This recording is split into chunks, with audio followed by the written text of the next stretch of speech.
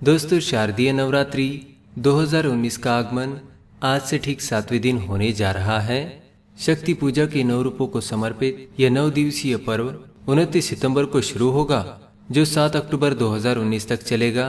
29 सितंबर को नवरात्रि का पहला दिन होगा। इस दिन घट स्थापना एवं कलश स्थापना और पंडालों में सजने वाली माँ दुर्गा की मूर्तियों की स्थापना होगी। इस बार लोगों को कलश स्थापना के लिए पर्याप्त समय मिलेगा, क्योंकि प्रतिपदा तिथि 29 सितंबर को रात्रि 10 बजे तक है। ऐसे में लोग 29 सितंबर की सुबह से लेकर देर शाम तक आराम से कलश स्थापना कर सकते हैं।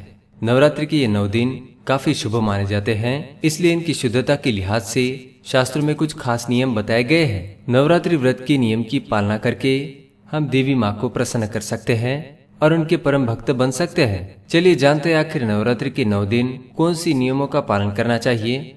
नवरात्रि में भूल से भी ना करें ये 10 कार्य। पहली बात है शेविंग। नवरात्रि के 9 दिन यदि आप व्रत रखते हैं और पूजा करते हैं तो शेविंग करना आपके लिए वर्जित है। यानी नवरात्रि के 9 दिनों में दाढ़ी मूंछ कटवाना पाप माना जाता है। ऐसा करने से देवी माँ घर में कभी वास नहीं करती। दूसरी बात है नाखून काटना। नाखून काटना इंसानों की अच्छी आदतों में से एक है, लेकिन नवरात्रि के 9 दिनों में नाखून काटना वर्जित है।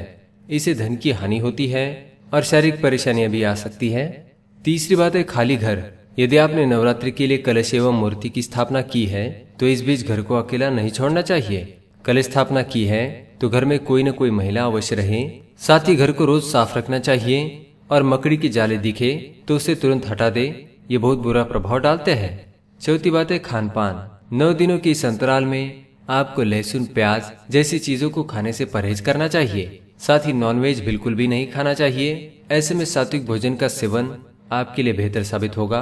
कुछ लोग मांस का सेवन करते होंगे, लेकिन गलती से भी इन 9 दिनों में मांस खाने का प्रयास ना करें और ना ही ऐसा करने के बारे में सोचे। इससे माँ दुर्गा बहुत ही क्रोधित हो जाएगी। पांचवी बात है चमड़े से बनी चीजें। यदि आपने नवरात्रि का व्रत रखा है तो इस बीच आप बेल्ट, चप्पल या चमड़े से बनी किसी भी वस्तु को ना पहने। बेजुबान जानवरों को मारकर बनाई जाती है चमड़े की चीजें, इसलिए इन चीजों को पहनकर देवी देवताओं की पूजा ना करें। पाप को गले में रखकर पूजा करोगे तो देवी देवताओं की दृष्टि आप पर नहीं पड़ेगी, क्योंकि देवी देवता केवल पुण्यात्माओं के दर्शन करते हैं और उन्हीं की इच्छा पूर्ति करते हैं। छठी बात है काले कपड़े। नवरात्रि लाल चुनर और गुलाल का त्योहार है। ऐसे में काले रंग के कपड़े पहनना अशुभ माना जाता है।